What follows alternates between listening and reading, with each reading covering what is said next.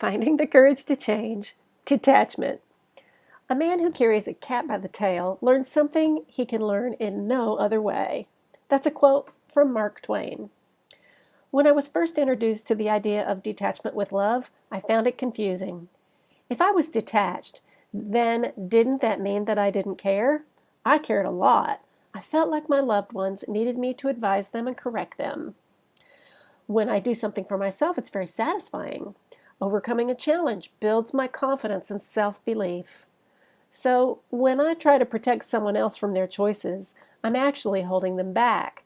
I'm stealing their opportunity for growth and happiness.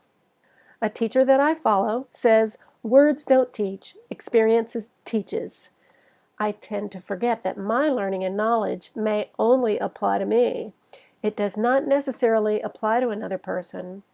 Every day I practice letting go of the idea that I know what someone else might need to do to improve their life.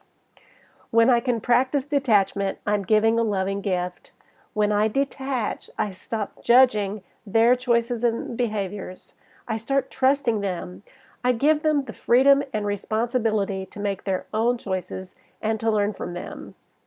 I know that each one of us is totally capable of finding the lesson in the experience and learning from it.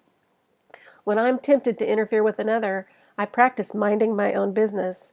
I tell them, "I know you will figure this out. I believe in you."